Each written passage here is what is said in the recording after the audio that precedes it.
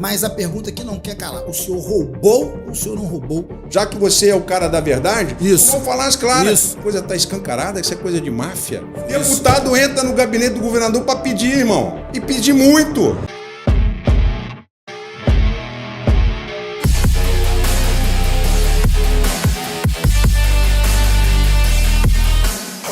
Fala, rapaziada, Doutor Zema, Duras Verdades. Hoje nós estamos aqui no Portal do Gida, no meu cantinho, que é o Duras Verdades, com uma celebridade. Um homem que tem muito a dizer e muitas pessoas querem ouvir, o ex-governador Wilson Witzel. Seja bem-vindo, meu querido. Zema. Seja muito bem-vindo ao nosso espaço, ao nosso podcast. Já quero externar que estou muito feliz quando a sua assessoria entrou em contato, falou, olha, o governador quer bater um papo com o doutor Zema. Eu falei, cara, mas aqui é sem simpatia, aqui é couro com coça. E falaram, não, é para ser assim, e ele falou que tem que ser assim. Eu fiquei muito feliz e quero agradecer muito a sua presença. Eu aqui agradeço, Zema, a oportunidade de nós estamos aqui hoje para conversar, todo o trabalho que você vem desenvolvendo como comunicador, como um advogado criminalista que tem experiência e sabe o que é o processo penal. Você sabe o que são as dores de quem se defende num processo penal injusto. Eu fui juiz durante quase 20 anos e todas as minhas sentenças criminais elas eram prolatadas com absoluta convicção de que eu estava fazendo a coisa certa. Simplesmente o ato de receber uma denúncia era um ato de profunda análise do conjunto probatório. Eu nunca recebi uma denúncia na minha vida se eu não estivesse convencido de que ali havia fortes indícios de autoria e de materialidade suficientes para prolatar uma condenação. Receber uma denúncia quando a investigação é superficial, quando ela é principalmente envolvendo políticos, que eu já tive a oportunidade de apreciar várias vezes, ações penais que tinham pessoas da família de políticos envolvidos e nitidamente se observava já o viés político de assassinato de reputação. Então, falar do processo penal hoje, diante da experiência que eu vivenciei como juiz, como defensor público, como professor, e aqui na política, eu acho que vai ser muito importante estar aqui com você hoje, porque você, como profissional da área, como especialista, você vai ajudar as pessoas a entenderem o quão foi ruim para a democracia tudo que aconteceu conosco. E o quão injusto tem sido esse inquérito, essas ações, essa perseguição, fruto de um desvio de finalidade da atuação do Ministério Público Federal. O Ministério Público Federal hoje tem que tomar muito cuidado, porque eu já tenho ouvido há muito tempo uma insatisfação do meio político com a atuação do Ministério Público, que deixa de ser uma instituição isenta, que tem que ser isenta, apesar de oferecer a denúncia, ela tem que ser isenta. Uma instituição independente para ter lado e ser irresponsável.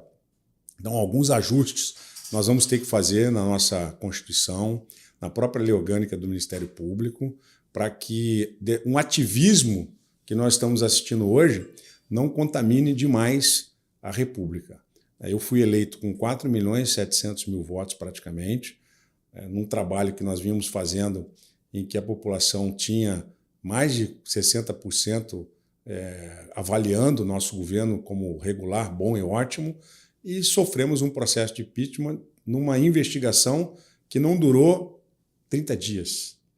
Eu fui afastado num inquérito policial, presta bem atenção no que eu estou falando, você vai avaliar isso. Eu fui afastado por um inquérito policial que não durou 30 dias. Esse inquérito policial, ele iniciou-se de uma forma estranha, uma notícia crimes de um deputado que vociferava pelos quatro cantos contra mim, porque ele não foi atendido nos pedidos dele. Depois que eu deixei o governo, o que se sabe hoje é que o Instituto Vital Brasil tem indicações políticas dele. Então ele conseguiu o que ele queria. A pergunta que não quer calar, sem simpatia, essa é a pergunta prática do ponto de vista prático, respeitando muito o senhor como candidato, como ex-juiz de direito, como ex-governador, mas a pergunta que não quer calar, o senhor roubou ou o senhor não roubou dinheiro do cidadão carioca? Bom, essa pergunta, vinda de um profissional do direito, ela tem que ser respondida até com um requinte técnico, né? Quando é que se comprova que alguém roubou alguma coisa? Quando está demonstrado nos autos que o dinheiro público, de alguma forma, foi parar na minha mão, né? No processo penal, não há absolutamente nenhuma comprovação.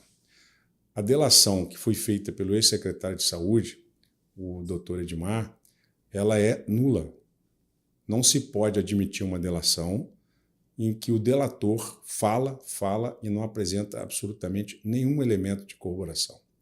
Os elementos de corroboração não podem ser obtidos depois da fala do delator, porque isso no direito penal se chama fishing expedition. Uma das maiores operações de fishing expedition do direito penal e processual penal, nós vamos estudar no caso que me envolveu. Tudo foi meticulosamente organizado para permitir o golpe de Estado contra mim. E há muita gente envolvida que, provavelmente, por interesses escusos, aceitaram fazer parte disso. Desde o momento em que há uma escuta telefônica estranha envolvendo o Luiz Roberto Martins, que diz naquela escuta telefônica de uma forma jocosa, dizendo que o Bretas queria me perseguir porque o Bolsonaro tinha prometido a ele uma cadeira no Supremo, ele vai e diz que havia sido feito um acerto comigo. Não ficou comprovado nos autos pela investigação, o que seria adequado, que se fizesse uma investigação e se comprovasse. Houve algum pagamento a qualquer pessoa mencionada pelo Luiz Roberto Martins? O Instituto Unir recebeu algum dinheiro que não lhe era devido, porque até hoje, Zema, o Tribunal de Contas da União e o próprio governo do Estado do Rio de Janeiro e o Ministério Público Estadual, o Ministério Público Federal, não ingressou com ação de improbidade, porque eu não respondo a nenhuma ação de improbidade sobre nenhum dos fatos envolvidos no processo de impeachment. Não é estranho? O Ministério Público do Estado do Rio de Janeiro não entrou com ação de improbidade contra mim? Você me faz uma pergunta. Né? Você desviou dinheiro? Se já estamos passados, né, dos fatos mais de 2 anos, praticamente, por que o Ministério Público do Estado do Rio de Janeiro não ingressou com ação de improbidade contra mim? Por que as ações penais foram anuladas? Porque o juiz que conduziu a investigação inicial, ele não poderia iniciar a investigação envolvendo um governador de Estado. Então, o juiz irá ser responsabilizado futuramente, mas ele já se declarou suspeito. No momento que ele faz a investigação, ele não é suspeito. Quando o caldo está entornado, o impeachment já tinha sido consumado, a denúncia contra mim tinha sido recebida, o juiz que apreendeu os contratos de advocacia da minha esposa se dá para suspeito. Então, se você olhar o seguinte, me responde a pergunta. Se tem um nome de um governador numa escuta telefônica, qual é a conduta do juiz quando o nome é mencionado? Fazer o que com o processo? Remeter para onde? STJ. E o que ele fez? Ele me investigou durante 2 meses. Foi feita a busca e apreensão, aprenderam os contratos da Helena. Por que aprendeu o contrato de advocacia da Helena, cuja na Ordem dos Advogados do Brasil provocada já arquivou o processo? Por que aprenderam os contratos da Helena indevidamente, se ela não era investigada, mas ela tinha um sobrenome? Witzel. E o juiz de primeira instância, você acabou de me responder, você é um profissional. O juiz, ao ouvir o meu nome na escuta telefônica, ele deveria imediatamente remeter ao STJ. Mas, na verdade, a pergunta que eu lhe fiz não é se ficou comprovado nos autos. É se houve fraude ou se não houve fraude. Evidente que não. Agora, olha só, o empresário Edson Torres disse, em depoimento de 2018, que junto com o empresário Vitor Hugo Barroso, pagou 980 mil ao senhor, mesmo antes de começar a sua campanha. Ele fala que, para garantir a sua subsistência, caso o senhor não fosse eleito, não tivesse êxito, acrescentando que o senhor iria conseguir contratos que tinham deixado de existir no governo anterior de Sérgio Cabral e Luiz Fernando Pezão. Isso. Seja sincero, candidato, isso é verdade ou não é verdade? Ô, Zema, você já foi no presídio várias vezes, não foi? Centenas. Centenas de vezes. O Edson Torres, quando ele estava preso, ele prestou um depoimento à Polícia Federal. Vou te mandar o vídeo. Ele, ao ser perguntado pelo delegado e pelo procurador da República, ele disse o seguinte: eu nunca tive nenhum encontro com o governador Witzel. Aliás, eu encontrei com ele uma única vez no partido, que eu fui apresentado a ele e depois nunca mais eu estive com ele. E eu não tratei com o governador Witzel absolutamente nada. Quando perguntado na mesma situação sobre o secretário Edmar, ele falou: em relação ao Edmar, eu me reservo a falar em juízo. Curiosamente, este cidadão é colocado em liberdade. E ao ser colocado em liberdade, ele voluntariamente, anota aí o que eu estou falando, você é advogado, voluntariamente ele procura o Ministério Público e faz uma confissão espontânea. Eu fico um tanto quanto intrigado se alguém que está numa prisão temporária por 5 dias, porque o outro que havia sido preso, os outros que haviam sido presos, não falaram nada.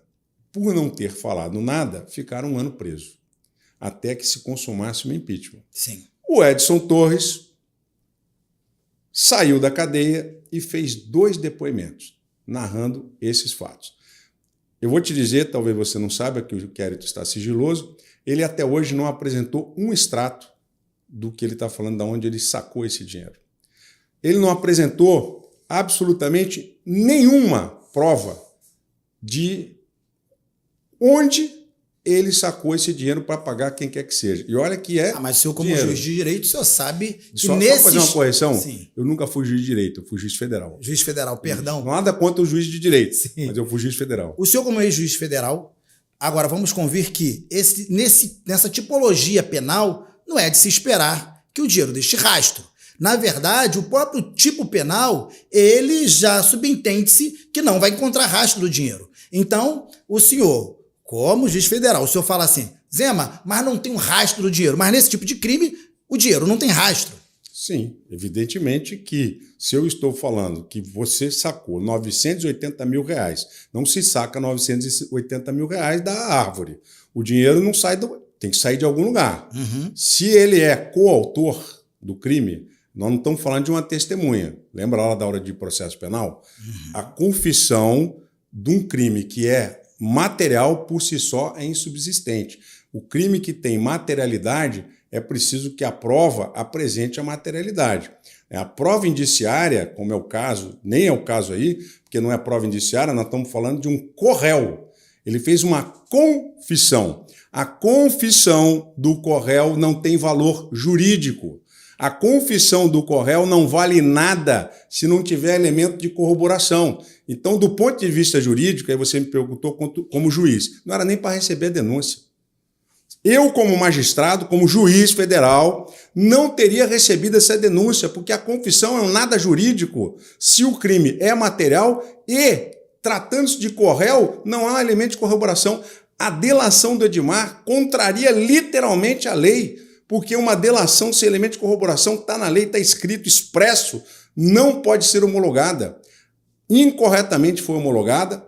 O Superior Tribunal de Justiça, nós sabemos que tem 2 turmas que julgam matéria criminal. E não é o órgão especial. O órgão especial, a maioria dos magistrados não tem experiência na área criminal. Então, o Ministério Público inventou uma narrativa, participou de um golpe, né? Eu fui afastado monocraticamente por um ministro da STJ que não tem experiência na área criminal. Depois foi, na quarta-feira seguinte, sem a oportunidade de se debater os fatos, o órgão especial do STJ, em 3 dias, homologa uma decisão de afastamento de um governador de estado. Agora o judiciário... Aí eu te pergunto, o tá judiciário certo ele se defende. O judiciário tá certo ele é isso? corporativista. Nós temos dezenas, centenas de exemplos no Brasil de corporativismo no judiciário. Por que no caso do senhor, aí o senhor aponta como o Ministério Público fazendo denúncias completamente inaptas, o juiz recebendo essas denúncias com decisões sem fundamentos, o STJ, desembargadores do STJ, dando decisões em processos completamente ilegais, e aí me parece que não é razoável essa narrativa de que o judiciário que se protege, se blinda, no caso do senhor, tenha se voltado completamente ou se articulado para poder te prejudicar? Político. Ué. Receberam a denúncia contra o presidente Temer. A denúncia depois foi anulada. Né? Receberam denúncia contra o governador Pimentel. A denúncia depois foi anulada. Receberam denúncia, condenaram o presidente Lula. Depois disso, o STJ anulou. Então, quando você mistura processo penal com o viés político, o que nós estamos assistindo no Brasil é vergonhoso. Então, o uso político das instituições está cada vez mais contundente, está cada vez mais explícito, e o que perde com isso é a democracia. Porque o povo votou num governador que estava dando certo, nada contra mim foi provado, a denúncia foi anulada, porque havia um vício de origem de um juiz que não tinha competência para poder iniciar a investigação. Foi decretado isso pelo Supremo Tribunal Federal, depois o Tribunal Regional Federal reconheceu, e hoje ninguém sabe de quem é o processo. Não, vou te dar mais um dado. O Ministério Público que iniciou a investigação, depois que o impeachment aconteceu, sabe que o Procurador da República falou? Nós não somos competentes. A competência da Justiça Estadual. Então, aquilo que era inicialmente da competência da Justiça Federal, que iniciou lá com a investigação em cima dos empresários, depois que a corda já tinha ruído, que o governador já tinha sido cassado, aí o Ministério Público, com a maior cara de pau, vai à presença do juiz e diz assim, olha, eu não sou competente, tem que mandar para a Justiça Estadual. E as denúncias foram anuladas e hoje ninguém sabe quem é o competente para julgar. Nós temos vários pedidos para ser analisado. Quer ver um pedido interessante que eu fiz? Só um segundo. O senhor bebeu uma água. Então, olha só. Só que, vamos para o ponto de vista prático, para o ponto de vista da população. A população está um pouco cansada dessa questão de processos que apuram irregularidade, desvio de dinheiro, serem anulados por vícios processuais. E, na verdade, a população fica na mão, porque, no caso do presidente Lula, foi exatamente a mesma coisa. Não fizesse certo. Não fizesse certo. Ok. Eu estou falando agora do ponto de vista prático. O Moro deveria saber que não era competente. O prejudicado é a população, porque a população, por conta de processos ditos como ilegais, ela não tem a verdade sobre a condenação de Lula e nem a verdade sobre o seu processo. Então vamos fazer a coisa certa. Então vamos fazer a coisa certa. É uma heresia você falar do ponto de vista do processo penal, nós violentarmos o amplo direito de defesa e o contraditório, violentarmos o processo penal, porque precisam achar um condenado. Não, isso não existe. Não, peraí, você acabou de falar por isso. Não, o que eu acabei de falar é que do ponto de vista prático, a população é que sofre o dano de não ter a busca da verdade. Então, sendo efetivada, a entrega jurisdicional. A entrega jurisdicional, ela não é entregue, por quê? Porque um determinado juiz, num determinado momento, faz um ato que vamos falar que seja legal, não vou nem contrariar o senhor, que seja um ato ilegal, e aí aquele processo é anulado. Escandaloso. Ou seja, de qualquer maneira, quem é prejudicado aqui é a população. Porque não existe a busca da verdade. E o investigado? Não é prejudicado, não? Você é advogado, rapaz. Presta atenção no que você está falando, se ouça. O réu tem o seu devido processo legal absolutamente aviltado. Mas minha pergunta começou com do ponto de vista da população. Eu falei do ponto de vista da população. Agora, do ponto de vista legal, o senhor está correto. Se eu fosse réu no seu lugar, talvez eu fizesse as mesmas arguições. Mas a população, por certo, ela sofre o dano. Então, porque a busca da verdade não acontece. Você quer saber o que a população falou comigo na rua lá em Campo Grande? Governador, nós já percebemos a sacanagem. O senhor foi injustiçado, tiraram o senhor para roubar. Porque o Ministério Público Federal falou que se não me tirasse do governo, iriam ser desviados 400 milhões. Não encontraram um centavo desviado comigo. Eu te desafio você dizer onde é que está o desvio comigo. Eu te desafio a mostrar, quem quer que seja, aumento de patrimônio meu. Agora, se você pegar os deputados que fizeram o impeachment, todos eles tiveram considerável aumento de patrimônio. Se você pegar o que o Ministério Público encontrou agora no CEPERJ, CCERJ, FAETEC e sei lá mais aonde a gente vai encontrar isso, desvios que hoje já somam 600 milhões de reais, sacado na boca do caixa funcionário fantasma, que não tem currículo, não tem prestação de serviço, nada disso foi levado em consideração até agora. A Alerj parece que sumiu. A Alerj foi abduzida. Não tem processo de impeachment, ninguém fala nada, está todo mundo no mundo da maravilha, né, e gastando milhões nessa campanha. Fui na rua hoje. O que existe na rua hoje é algo absurdo. Inclusive, algumas pessoas até correram de mim. Eu chamei, vem cá, me diz uma coisa, vem cá, me diz aqui, você tem contrato? A pessoa correu. Lembra aquele negócio da minha senhora? Eu fiz isso hoje. Então, o que a gente está assistindo hoje é uma vergonha. E outra coisa, a população, ela merece sim ter a resposta do direito penal, merece ter a resposta do Poder Judiciário, mas não se pode admitir que se faça justiça em cima de um processo absolutamente ilícito. Isso é inaceitável para nós. Nós queremos sim que os culpados sejam punidos, que os corruptos sejam condenados, assim como o Sérgio Cabral. O Sérgio Cabral foi condenado a milhões de anos aí, sei lá, quase 500 anos de condenação. Agora, ele devolveu quase 500 milhões de reais. Agora, eu te desafio a provar que 1 centavo de dinheiro público foi desviado do meu governo. No meu governo. Eu vou te dizer mais, Zema. Eu desafio o Ministério Público Federal, eu desafio todos os procuradores da República do Rio de Janeiro a provar que uma daquelas notas que foram encontradas na casa lá do Edmar, porque eu não conheço mafioso que guarda dinheiro no carro, na garagem. Eu não conheço. Aquele dinheiro foi colocado lá para ser encontrado. E na época do Gedel, lembra do caso do Gedel? Que fizeram uma perícia nas notas e encontraram a digital dele? Lembra? Por isso ele foi condenado. As notas do Edmar não foram submetidas à perícia para encontrar a digital. O sujeito que guardava... Armaram para ele, você acha que armaram para ele? Eu estou te trazendo aqui elementos que nós, do direito penal e processual penal, ficamos um tanto quanto estarrecidos. A cadeia de custódia da prova... Agora, quem prendeu essas provas foi a Polícia Federal? Foi a Polícia Federal. Não, primeiro foi, curiosamente... Não, escuta a narrativa, rapaz. Curiosamente, o Marcelo, que era o guardador do dinheiro, fiel do dinheiro do Edmar, ele entregou esse dinheiro no Ministério Público Estadual, que foi apreendido pelo Ministério Público Federal e depositado na Polícia Federal.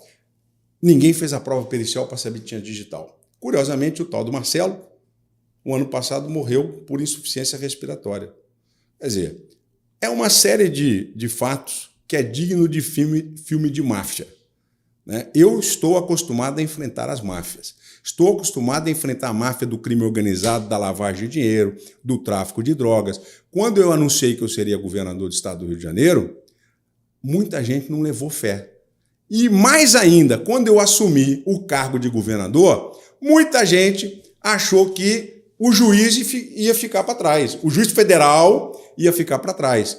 Entravam no meu gabinete e o próprio deputado André Siciliano, que eu já mostrei categoricamente que, pelos mesmos fatos que me investigaram, ele é o chefe da organização criminosa que estava na Secretaria de Saúde. Pelos mesmos fatos que me investigaram, se tivesse feito a investigação contra ele e contra o Cláudio, eles já estariam presos.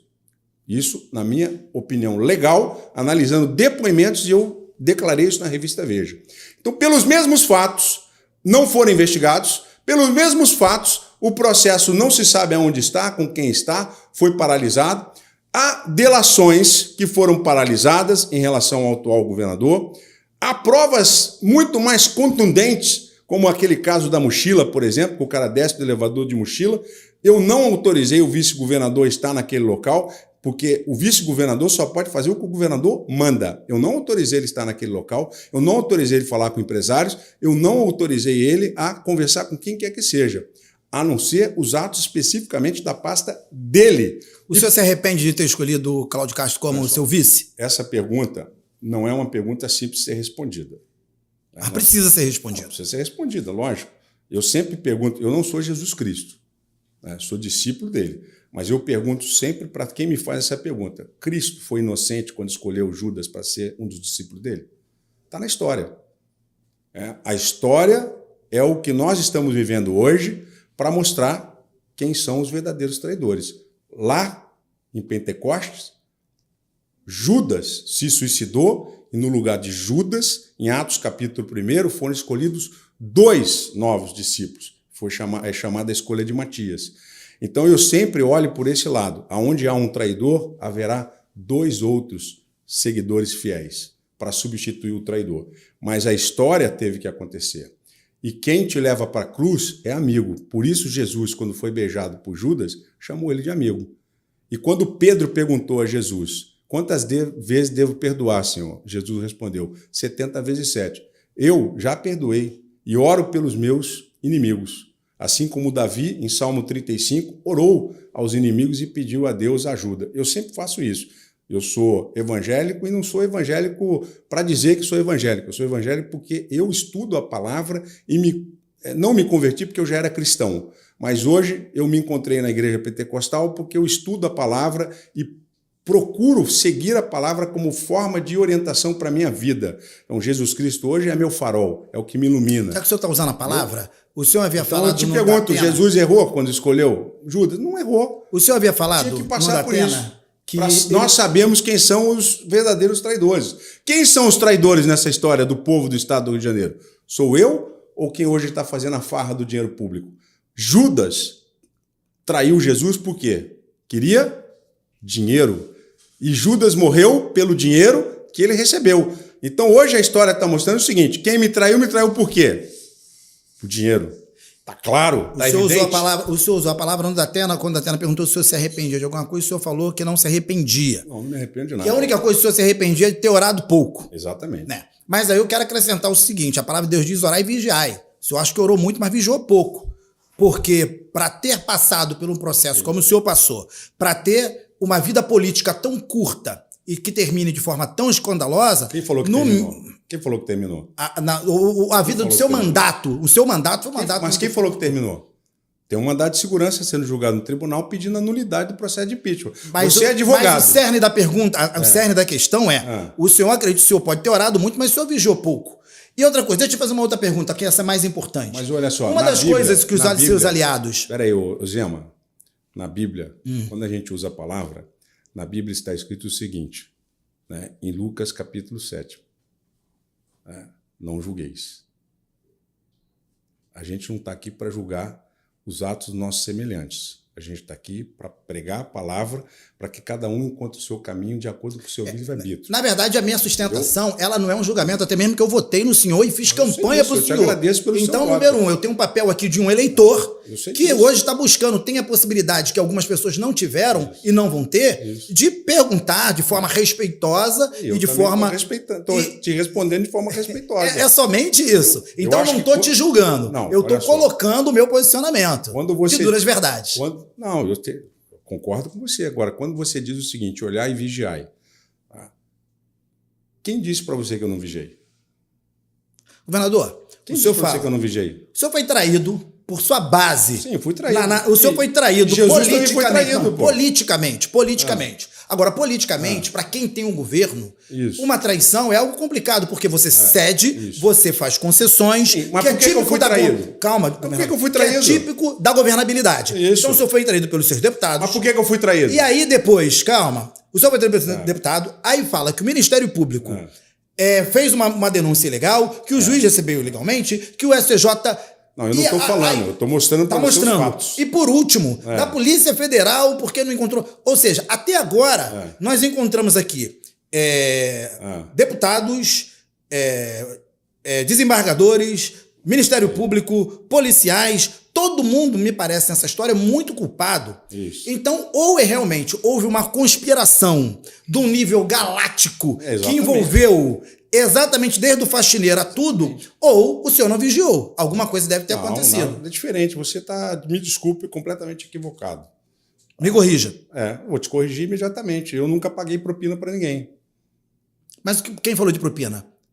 Ceder para governabilidade não é propina, governador. Não? Isso se fosse na terra do... Nós vivemos um presidencialismo de coalizão, onde... Lógico, com um orçamento secreto e tudo mais. Ou não. Entendeu? Você quer ser deputado, não é isso? Sim. Deputado, né? Quando você sentar lá na sua cadeira de deputado, eu vou te fazer aqui um desafio. Você senta na sua cadeira de deputado, não vai ao governador e não peça nada a ele. diga que você vai votar nos projetos de acordo com a sua consciência, de acordo com o seu programa de trabalho e que você não vai pedir ao governador nada, porque o governador não tem que te dar nada. Eu tenho que te dar alguma coisa como governador? Não. Eu tenho que te dar algum cargo? Exatamente. Tenho que te dar secretaria? Nada. Mas o que mais faz o deputado é pedir. Pedir secretaria, pedir cargos. Olha a farra do CEPERJ. A farra do CEPERJ Uma verdadeira vergonha. Não, é verdadeira. Comigo não teria farra do CEPERJ. Né? Comigo não tem caixinha. Comigo não tem propina. Né? Comigo, os deputados diziam, não todos eles, a maioria. Agora, eu vou te dizer uma coisa. Não tem um deputado que não tenha entrado no meu gabinete e não tenha pedido alguma coisa. Não tenha pedido cargo, não tenha pedido secretaria, não tenha pedido indicação. Ótimo. Presidencialismo de coalizão. Mas não pode ser, aqui no Rio de Janeiro não tem governabilidade de coalizão. Aqui no Rio de Janeiro tem governabilidade de coação, de coerção. Né? Aqui no Rio de Janeiro, ou o governador entrega 100% do governo para a Alerj, ou ele vai ser cassado. Aí, meu companheiro Zema, quando você estiver sentado na sua cadeirinha lá de deputado, se Deus assim te permitir, você vai ao governo do estado falar com o governador, e eu tenho certeza que serei o governador, você vai sentar lá, vai estender a mão para mim e falar assim, quais os projetos que o senhor quer que vote, governador, que são importantes para o nosso estado do Rio de Janeiro? Quais são os projetos que eu, como deputado, posso ajudar o povo do estado do Rio de Janeiro? Agora, não vai entrar no meu gabinete, não, pedir para mandar 100 milhões de reais para Duque de Caxias, para mandar 200 milhões de reais para Duque de Caxias, porque se eu não fizer isso, você vai lá no microfone da Alerj e vai dizer que eu não gosto de você.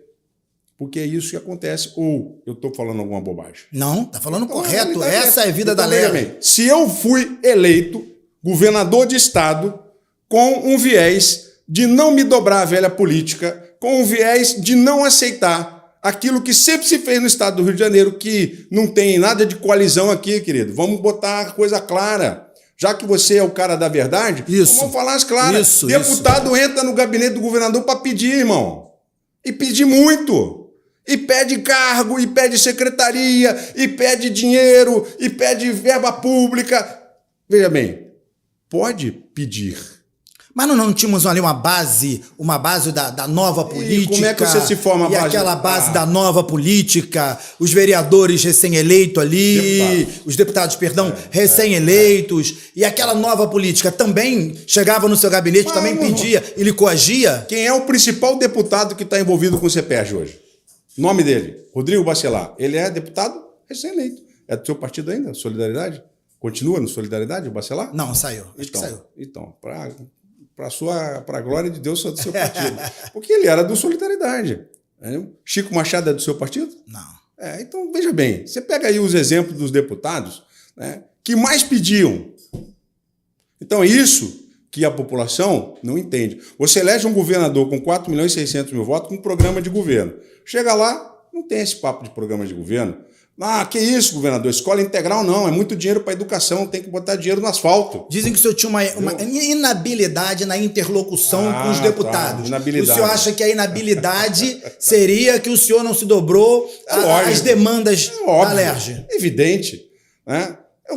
Qual o papel do André Ciliano nisso tudo? Teve um deputado, articular o golpe contra mim. O mesmo sujeito aí que você mencionou, o tal do pastor Edson Torres, você vai ler lá eu mando para você. Você bota aqui no teu programa. O André Siciliano, ele foi mencionado pelo Edson Torres como o sujeito que estava articulando a entrada do tal do José Carlos na SEDAI e na Secretaria de Saúde. Então, o André Siciliano foi delatado pelo Edmar.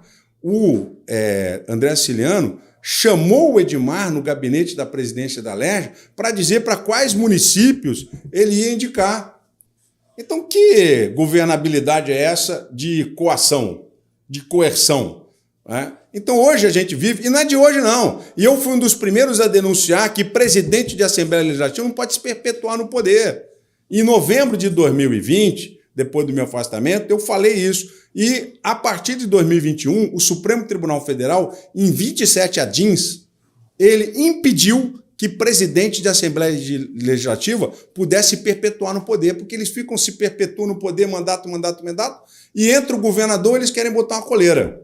Comigo não. E por que eu sou candidato de novo? Porque eu sou a resistência do povo do estado do Rio de Janeiro. Então, na época, na eleição de André Siciliano, eu estive na Alerj, inclusive nós foram presas nossas laranjas,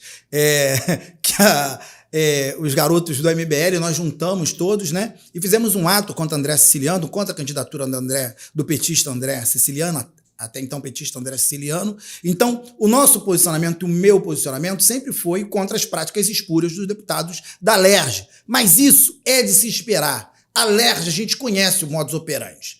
A Alerj é formada, na sua grande maioria, por bandidos, milicianos, assassinos, que vem da Baixada. Na Baixada Fluminense eu conheço uma renca, uma penca. Tá bom. Então, e aí, agora, isso já era de se esperar. Isso. Esse tipo de enfrentamento já era de se esperar. O que não era de se esperar é que um governador eleito com seu currículo se visse envolvido no meio de toda essa ladainha. Tá bom. Eu acho que essa é a Então, questão. responde uma pergunta para mim? Sim. Por que o Ministério Público Federal me investigou e não investigou o André Siciliano? Sobre qual denúncia? Em especial. A mesma delação do Edmar. A delação do Edmar é um rosário de acusações contra André Siciliano.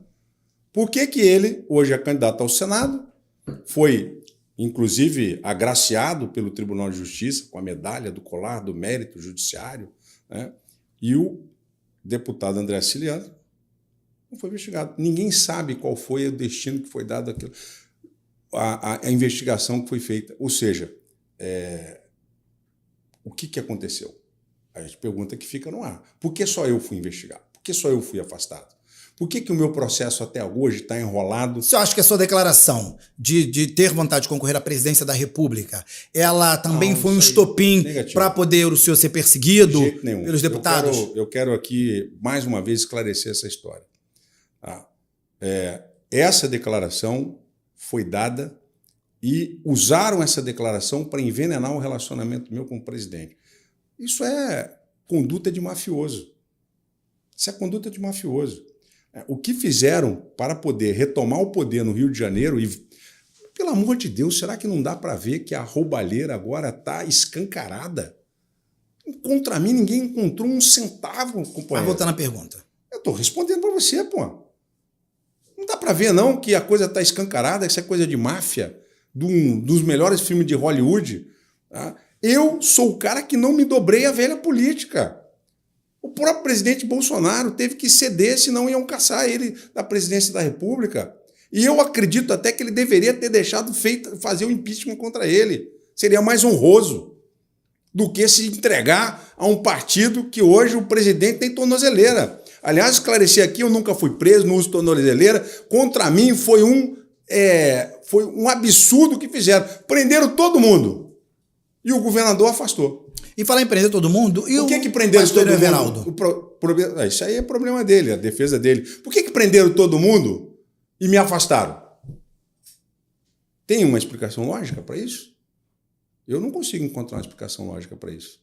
Na verdade, foi algo inédito esse afastamento. Então, o afastamento é inédito. A prisão seria duplamente inédita. Então, você está respondendo a minha pergunta. Mas eu vou voltar à pergunta. Tudo aqui nesse caso cheira a podre. A podre. E a história vai passar. Eu vou passar isso a limpo. Não pense você que eu não vou passar essa história a limpo, não. Porque eu sou uma pessoa que tem ideais. Eu saí lá da minha terra de Jundiaí, filho de uma empregada doméstica, com um metalúrgico. Cheguei aqui no Rio de Janeiro, oficial da Marinha de Guerra, do Corpo de Fuzileiros Navais, quando ninguém imaginava que o jovenzinho lá de Jundiaí seria o oficial da Marinha. Sou formado em 2 faculdades de informática, de direito, fui defensor público, fui juiz federal, fiz mestrado, fiz doutorado e enfrentei todos os desafios de um menino pobre pode ter enfrentado. Todos os desafios de um menino pobre. Agora, muita gente olha para mim e sente inveja, porque eu desafio o sistema. Eu desafio e coloco a minha cara a tapa, coisa que muita gente não tem coragem de fazer. Eu não me dobrei ao sistema. Tudo que aconteceu foi porque o governador Wilson Witzel não aceitou fazer o que todo mundo sempre fez. Comigo não tem dinheiro espécie, ninguém encontrou nada, foram 2 buscas e apreensões absolutamente desnecessárias, ninguém achou nada. Nada, nem comigo, nem contra a Helena.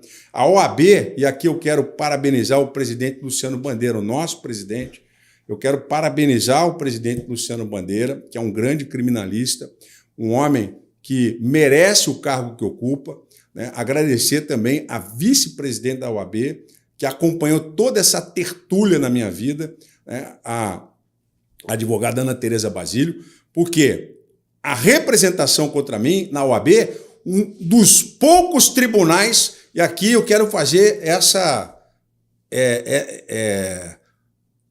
ressalva. Se existe um tribunal nesse país hoje que eu tenho que reverenciar do ponto de vista jurídico, é o Tribunal de Ética da OAB. Porque é o único tribunal de ética... Porque não, porque é o único tribunal de ética que viu, né, o absurdo que foi toda essa investigação e arquivou prima facie, liminarmente, o absurdo. Porque o advogado que nos denunciou, eu, Helena, se chama Vitor Travancas. Depois que ele fez a denúncia, o vice-governador, então governador de estado, nomeou no gabinete dele, como assessor especial ganhando R$20 mil, o senhor Vitor Travancas. Deu uma premiação. Para mim, isso é claramente um ato de corrupção. Alguém que oferece uma representação inepta na OAB, para que ela vá para os jornais. E depois, né, ato seguinte, é nomeado no gabinete do governador, sem fazer nada, porque eu não vi o trabalho que ele fez. Até hoje eu estou querendo saber, provavelmente, diante dos fatos, não estou aqui afirmando, mas parece mais um funcionário fantasma. Esse cidadão ganhou de presente, e eu quero que ele explique, já que ele é bastião da moralidade, né? O sujeito fala que ele é da... Não, eu estou aqui para defender a moral. O senhor praticou um ato imoral. Como advogado, é imoral. Representar um colega e depois assumir no governo absolutamente inimigo um cargo em comissão de assessor do governador, recebendo um alto salário, quase R$20 mil, e sem mostrar o trabalho que foi realizado. Então, para mim, está claro, está mais do que evidente que houve um grande complô. Eu quero fazer uma ressalva em relação ao judiciário. Sim. Não estou aqui dizendo que o Superior Tribunal de Justiça faz parte disso. Eu respeito muito o ministro Benedito e conheço o ministro Benedito. Mas, infelizmente, existe hoje uma legislação processual penal que é perniciosa com as perseguições políticas. A denúncia oferecida, e a gente tem aquele princípio do indúbio pro societate, no recebimento da denúncia, que não existe mais, nenhum juiz deveria receber uma denúncia sem que haja provas cabais de uma investigação profunda sobre quem quer que seja, muito menos contra um governador. Por isso, é importante que o juízo de instrução funcione efetivamente. Eu e o Sérgio Moro sempre discutimos isso em relação ao juízo de instrução. É preciso ter a dialeticidade da prova na investigação. Eu não tive tempo nem de falar na investigação, eu não tive tempo nem de analisar os documentos, porque se tivesse analisado os documentos da Helena, teria visto que ela é advogada no processo. A procuradora da República foi maliciosa no oferecimento da denúncia e o STJ foi induzido em erro. Agora nós estamos mostrando essa realidade, mas o estrago já está feito. Agora, não esperavam que eu fosse ser candidato. Não esperavam que eu estivesse aqui, candidato a governador de novo. Então estão fazendo de tudo para me asfixiar financeiramente, para não deixar eu usar um centavo do fundo eleitoral. Enquanto isso, eu pergunto, o mesmo está sendo feito com Washington Reis? O mesmo está sendo feito com César Maia? Até agora eu não vi na imprensa o mesmo que os procuradores da República fizeram lá e assinaram contra mim, dizendo que seria um abuso o uso do dinheiro público na campanha. Eu não vi esta mesma frase nas petições de impugnação dos outros candidatos. Então, isso me leva a quê? Crer que há parcialidade, há uma perseguição e há, por parte do Ministério Público Federal, um ressentimento que eles estão ouvindo que eles não querem ouvir. Vamos lá. Você conhece. Pandemia. Você já atuou no tribunal, você sabe que o Ministério Público ele leva para o fígado. O Ministério Público, a investigação é espúria. Muitas vezes, você falou que você fez quantos júris? 7? Uhum. Eu parei de contar em 200. E eu via no Ministério Público que a investigação era espúria, o inquérito policial não tinha capacidade sequer de ter sido oferecida uma denúncia para uma pronúncia, e mesmo assim o promotor de justiça vai no fígado e sustenta no tribunal do júri. Aí depois, quando a gente absolve o réu, por unanimidade, por 7-0, você pergunta para o procurador, para o promotor de justiça, assim, fala, o senhor vai pedir desculpa para o réu agora? O mínimo que se espera de dignidade agora é o senhor pedir desculpa. Lá nos Estados Unidos a indenização é bilionária. Agora aqui você viu, Michel Temer foi absolvido, Fernando Pimentel foi absolvido, o presidente Lula foram anulados os processos. Não importa, Zema, o motivo pelo qual foi anulado. Nós estamos falando de vidas humanas. Nós estamos falando de cidadãos e cidadãs que tiveram a sua vida devassada na imprensa. E depois, quando os processos são anulados, vem com essa ladainha de que o processo foi anulado e o povo agora, como é que fica? O povo tem que ter dignidade para um judiciário que condene com provas, para um judiciário que aprecie de forma imparcial e um Ministério Público que tenha coragem de pedir o arquivamento quando o inquérito não tem provas. O que nós estamos vivendo hoje é uma tirania da acusação. Você é advogado, nós somos da OAB. A OAB é o único tribunal desse país que se levantou contra a ditadura, que se levantou contra todos aqueles ataques que se fizeram à democracia. Por isso que eu tenho a honra de ser advogado. Não é muito conveniente. Esse discurso não é muito conveniente. Não, se discurso é a verdade. Não. É a verdade atual. É a verdade nua e crua. Enquanto juiz federal, nós advogados, e aí se a gente for levar para esse lado, nós advogados sabemos e protestamos muito contra esse coleguismo da minha parte, nunca teve esse coleguismo de Ministério Público, né? Esse coleguismo de Ministério Público com juiz, seja ele de direito, seja de juiz federal. Comigo nunca teve. Então, isso é recorrente nos tribunais, isso é recorrente nas representações, esse coleguismo. Agora, hoje, me parece que é muito conveniente o senhor, quando foi denunciado pelo Ministério Público, ao senhor falar, não, agora o Ministério Público, ele não deveria fazer assim. A independência do Ministério Público, o indúbio próprio societário. O senhor não me conhece. Olha só, o senhor não me conhece. O senhor não me conhece, o senhor não ouviu a minha fala. Parece ser um discurso bem conveniente. Não, o senhor não me conhece. Quero eu que seja verdade. O senhor não me conhece. Eu já declarei inúmeras vezes. Eu reprovo qualquer conduta de magistrado que tenha relacionamento próximo com o Ministério Público, seja com o delegado. O senhor procure saber com o presidente de OAB do Espírito Santo, quando eu era juiz federal da Vara Criminal do Espírito Santo, aqui no Rio de Janeiro, professor Fortinelli, que já é falecido, mas quando o Ministério Público pedia para falar comigo, se não for uma medida inaudita altera paz, ou seja, uma medida que eu não posso falar para outra parte, porque ela é uma medida necessária a ser realizada sem que a outra parte tome conhecimento. Mas todas as vezes que o Ministério Público veio falar comigo, ainda que fosse uma medida inaudita altera paz, tinha funcionário comigo no gabinete e era registrado em ata aquilo que o Ministério Público vinha falar comigo. Eu tenho o maior respeito pelo meu colega, o Sérgio Moro. Eu já disse isso várias vezes a ele, mas eu nunca troquei o WhatsApp com um membro do Ministério Público. Eu nunca troquei o WhatsApp com um delegado da Polícia Federal. Todas as vezes que eles vinham despachar comigo, o delegado, ou seja, o Ministério Público, ainda que fosse na fase inquisitorial, no inquérito, respeitando a súmula vinculante número 40, eu sempre disse o seguinte: vou dar vista à outra parte. Não farei absolutamente nada sem dar vista à outra parte. Ou, quer falar comigo? Vou marcar audiência. Então, doutor Zema, é bom que a gente está se conhecendo, que o senhor vai conhecer meus posicionamentos. Eu participei de inúmeras palestras, de inúmeros seminários e sempre defendi a absoluta imparcialidade do magistrado. Inclusive, que é o mínimo que se aguarda da magistratura. Óbvio, exatamente. E a separação do Ministério Público, quando a gente diz que é o chamado quarto poder, pela sua independência institucional, exatamente, foi desenhado no bojo constitucional justamente para poder assegurar exatamente essa separação, não estando dentro da do judiciário. Eu quero te dizer mais uma coisa. Eu sou contra o Ministério Público ficar sentado do lado do juiz. Eu também. Tem que sentar lá embaixo, junto com o advogado, porque é parte. É parte.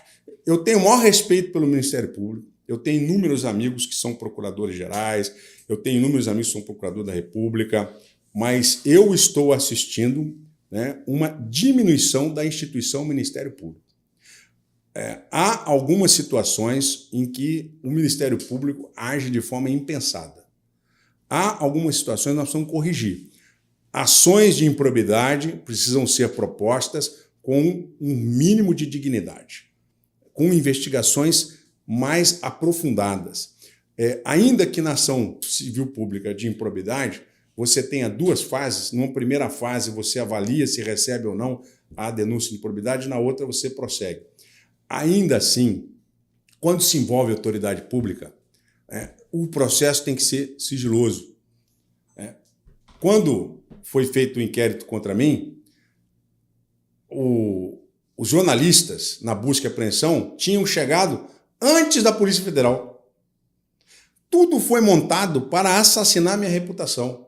Antes da Polícia Federal chegar, já tinha câmeras instaladas no portão do Palácio das Laranjeiras. Foi um espetáculo. Foi feito um espetáculo, né? O juiz federal Wilson Witzel, o governador de estado, estava sendo vítima ou alvo de uma busca e apreensão. Foi um espetáculo. Por quê? Eu não me curvei à velha política. E amanhã, voltando ao cargo de governador, que eu tenho certeza que nós vamos retomar, porque a população vai escolher certo, não vai escolher o ladrão. A população não vai escolher esses 4 tons de Cabral e Pisciani que estão aí pelas pesquisas. Pesquisas mentirosas, pesquisas mal feitas. Na outra eleição me davam 1, 2, 3%, eu ganhei quase no primeiro turno. Então a população ela vai saber escolher, porque eu vi na rua hoje em Campo Grande como a população veio falar comigo. Então eu tenho certeza, Rosema, que a verdade vai prevalecer. Eu não tenho medo da verdade, por isso que a gente está aqui. Boa. É isso. Vamos falar sobre pandemia? Bora lá.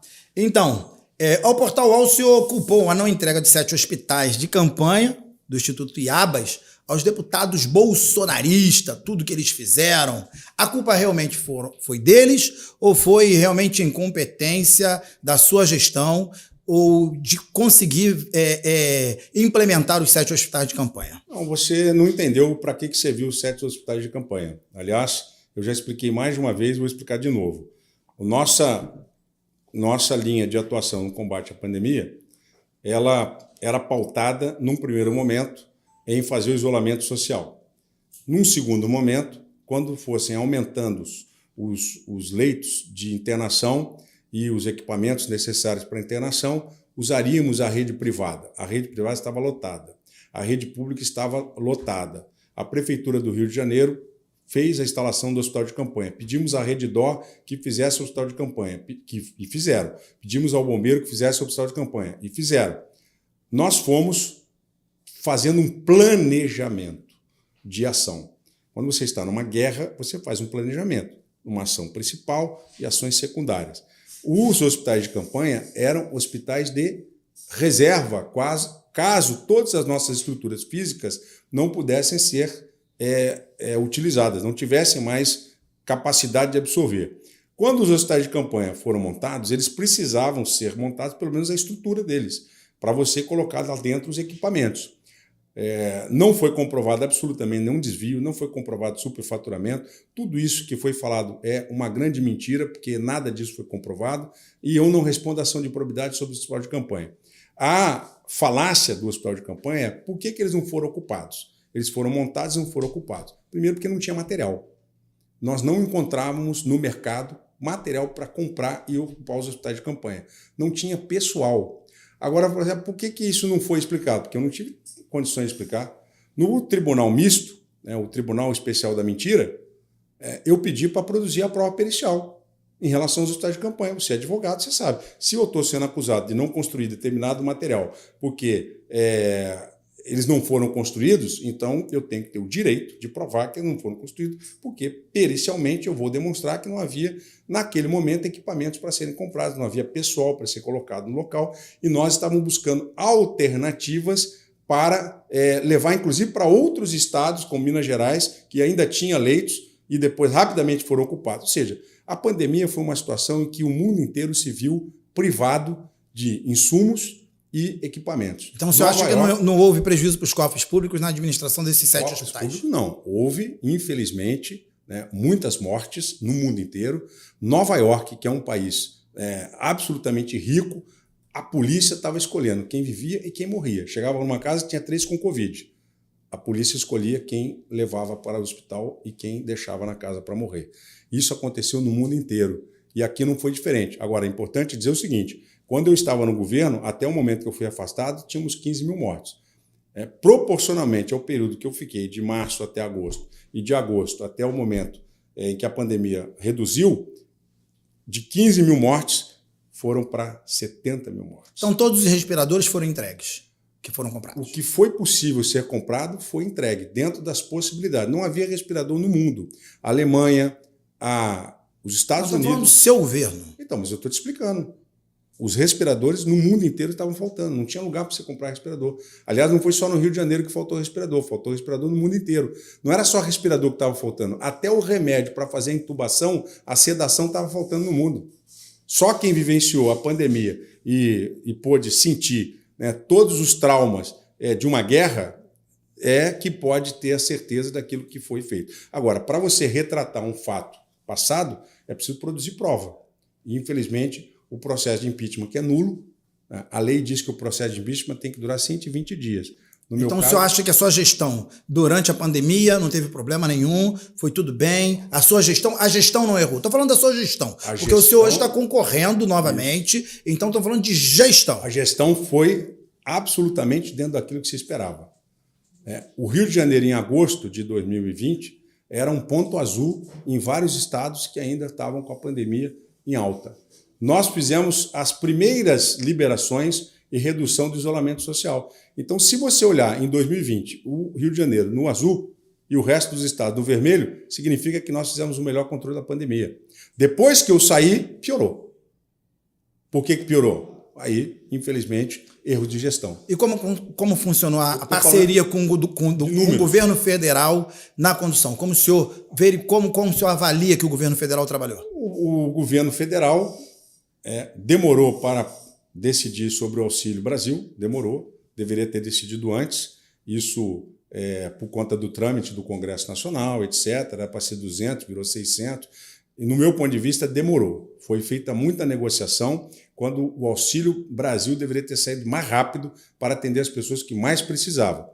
Em relação aos repasses aos estados, também demorou. O valor que tinha sido repassado, de todos esses valores, foram para cobrir despesas que tinham sido feitas de forma lícita, absolutamente nenhuma despesa foi considerada ilícita. O Tribunal de Contas, eu lembro que as minhas contas na Assembleia Legislativa foram aprovadas. Muitos deputados que votaram comigo contra mim no impeachment se arrependeram e votaram a favor das minhas contas. Se tivesse seguido aquilo que é razoável se admitir, eu deveria ter retornado ao meu mandato, porque os deputados que votaram contra mim, eles, no plenário, votaram a favor das minhas contas. Quando você aprova as contas de um governante, significa que nenhum dos fatos que foram levados em consideração por questão de gastos da saúde, da educação, foram considerados ilícitos pelos deputados. Se os deputados é que me julgam, eu fui absolvido na aprovação das minhas contas. O que eu percebo é que houve um abrandamento no seu discurso em relação... Por exemplo, eu te fiz perguntas sobre deputados bolsonaristas, sobre o governo Bolsonaro e na condução da pandemia e também sobre a sua declaração em ser presidente da República. Seria por conta de nós estarmos aí às vésperas do pleito eleitoral que houve um abrandamento do seu discurso em relação da intensidade dele, de tudo que envolve a família do presidente, deputados e a própria presidência? Seria estratégico isso? Não tem abrandamento. Eu falei tudo aquilo que eu tinha falado antes. Não tem abrandamento nenhum. Eu falei tudo que eu tinha falado antes. O que aconteceu durante essa perseguição em relação a mim, eu já falei, inclusive, para pessoas próximas ao presidente que envenenaram a nossa relação. O que aconteceu foi um ato espúrio da esquerda para envenenar o meu relacionamento com o presidente e o Rio de Janeiro ser tomado por essa chapa que ninguém conhece direito, né? Hoje você tem aí praticamente todo mundo no mesmo barco. né? Você tem aí todo mundo dizendo que é meio direita, meio esquerda. O Freixo, por exemplo, agora diz que é contra a liberação da droga, que é a favor da polícia militar, né? O Cláudio Cabral, né? Hoje ele está com a turma, toda a turma que estava com o Eduardo Paes, agora está com ele. Então o nervosinho saiu, né? E entrou o Cláudio Cabral. Hoje o filho do Cabral está com ele. Hoje ele faz campanha para o André Siciliano. O Cláudio Cabral faz campanha para André Siciliano, ou seja, ele que se diz de direita, porque a gente não vê essa conduta nele, né? Ele apoia o Cláudio Cabral. Ele colocou as câmeras na roupa do policial, isso é um ultraje. Não se pode colocar câmera em uniforme de policial da forma como foi colocado no Brasil. O policial não pode ser incriminado pela imagem da câmera, porque isso é produzir prova contra si mesmo. Está no Tratado de San José da Costa Rica. Se você não permite que o traficante produza uma prova contra ele, você vai pedir que o policial produza uma prova contra ele? Isso aí é absolutamente contrário ao bom senso. Então, eu vejo que esse cidadão que está sentado na cadeira, ele é um camaleão. Ele é o governador camaleão. Porque ele, conforme, se está na Umbanda, ele toca tambor, né? Se ele está no evangélico, ele ajoelha. Se ele está na igreja católica, ele canta. Meu amigo, meu irmão, beija no rosto. Se ele está com André Siciliano, ele é Lula Castro. Se ele está com lá com um jogador de futebol, né? O que quer ser senador de novo, né? Se ele está lá com o Romário, ele é direita. Então, quer dizer, é o governador camaleão. É o governador que ninguém sabe exatamente a que veio, né? Eu posso te dizer, ele assumiu o meu lugar e depois disso a roubalheira começou com força. Porque então vamos lá, o senhor falou sobre a questão policial, tem uma pergunta aqui da questão policial, que é a seguinte. Em declarações à imprensa sobre a sua comemoração, quando o senhor saiu do helicóptero, a questão da ponte Rio-Niterói, né? Do incidente que culminou no abate do sequestrador William Augusto da Silva. E faria de novo. O senhor, após repercussão negativa da sua comemoração, o senhor afirmou rapidamente que estava comemorando a vida dos passageiros e não a morte do sequestrador. Mas vamos falar a verdade. Seja sincero. Essa declaração foi estratégica por conta do politicamente correto, ou o senhor realmente ficou ou não ficou em êxtase, quando o sequestrador foi abatido com tiro de sniper? A polícia fez o que tinha que ser feito. Se tem um sequestrador de fuzil, sequestrador de pistola, se tem alguém que está com vítimas em risco, o que a polícia tem que fazer? Abater. A polícia fez o certo. Então, eu parabenizei a Polícia Militar do Rio de Janeiro, que é a melhor polícia do mundo. Eu tenho dito isso aos policiais. Viver da forma como nós vivemos hoje, em conflito, né, com a quantidade de fuzis que tem no Rio de Janeiro, e os nossos homens e mulheres da Polícia Militar voltar para casa todo dia e conseguir ter uma vida sã, que a maioria eu sei que sofre muito, nós temos heróis e heroínas. Nós temos pessoas que doam as suas vidas.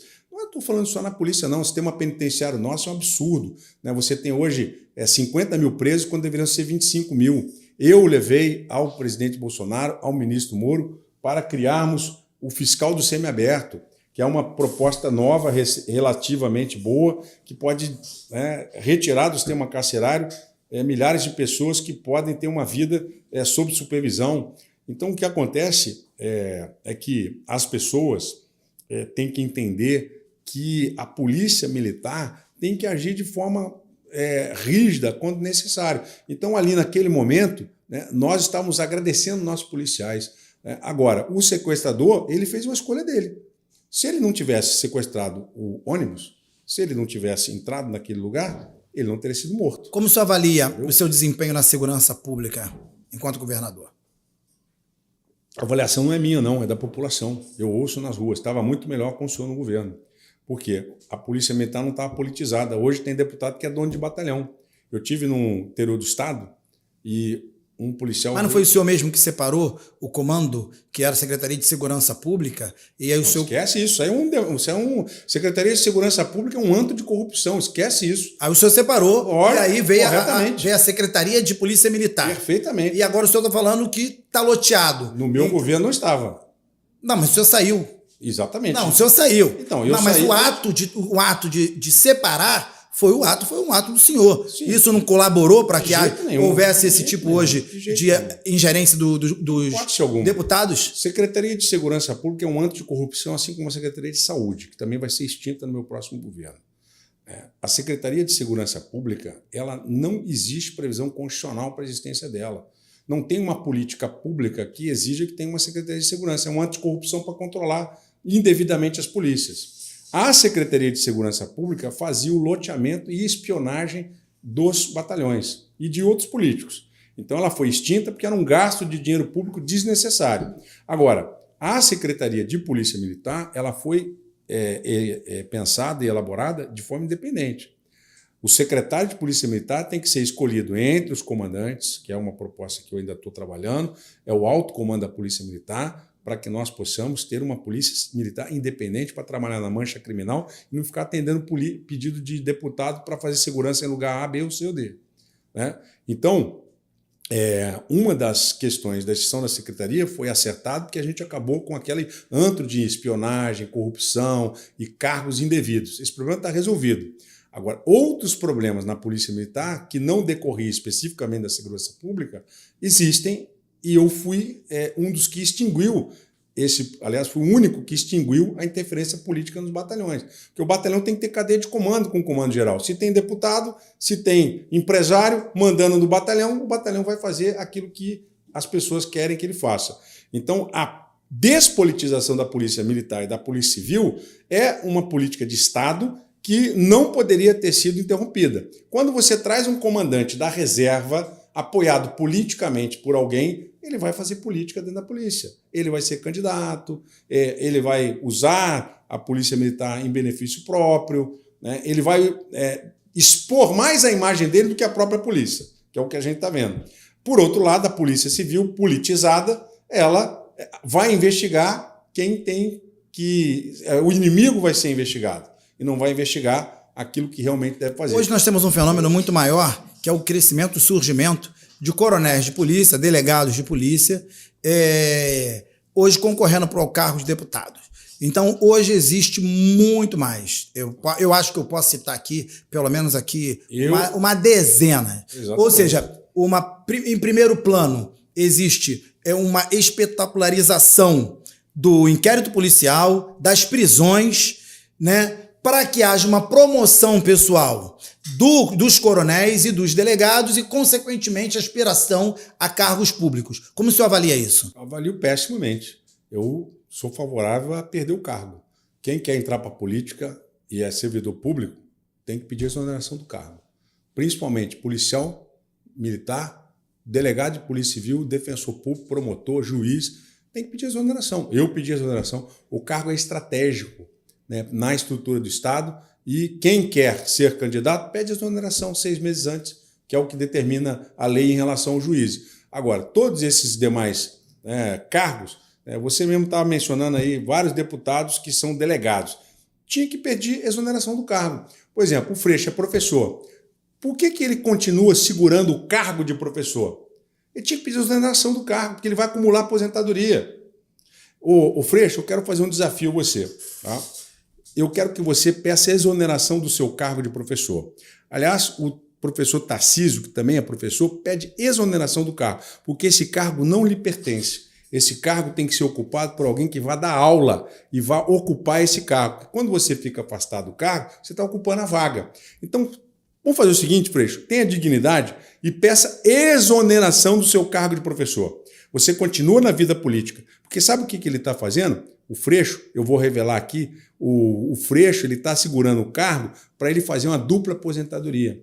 Ele vai aposentar como professor e vai aposentar como deputado federal pelo Congresso Nacional. Então, isso a Globo não mostra. Isso é vergonhoso, né? Esses camaradas que ficam aí, né, desfilando como pessoas que são honestas, tal, Falta de vergonha na cara. Você, Freixo, não tem vergonha na sua cara. Porque se você tivesse dignidade, você teria pedido exoneração do seu cargo de professor, que você está ocupando indevidamente. Você quer acumular aposentadoria. Você é igual a todos da sua laia. Você se juntou a quem existe de pior na política do Rio de Janeiro contra o governador eleito. Vocês deram um golpe de Estado. E vocês usaram muita estrutura do Estado para fazer isso. Mas nós estamos aqui, de pé, junto do povo do Estado do Rio de Janeiro, para poder retomar o governo e fazer com que o povo seja o destinatário do dinheiro público. Por que vocês pararam Comunidade e Cidade? O programa que era para levar saneamento, infraestrutura, saúde, os agentes comunitários da Rocinha iriam fazer trabalho de saúde, iriam ser credenciados pela Secretaria de Saúde, iam fazer coleta de lixo. Eram 2 bilhões de reais para ser usado na Rocinha. Para onde foi esse dinheiro? Outra coisa da Polícia Militar também importante, mais de R$1 bilhão já foi tirado da Polícia Militar no orçamento de 2021 e 2022. Por isso que agora você está vendo viatura sem manutenção, sem gasolina. Hoje eu fiquei sabendo que a maioria das viaturas está trabalhando com chupeta, porque não tem bateria para os Corolla. Então, meu amigo Zema, você está entrando numa panela de pressão. Então você vai ter que tomar uma decisão de que lado você vai estar nessa panela de pressão. Se é do lado da velha política, que pede cargo, que ocupa secretaria, que pede orçamento, tem orçamento secreto, tem os cabos eleitorais nos CPRs da vida, ou se você vai para lá para exercer um mandato que lhe foi otorgado pelo povo para fiscalizar o executivo e para levar propostas. Essa relação é republicana. Eu tenho uma outra pergunta para poder te fazer. Essa pergunta eu abri lá na nossa página,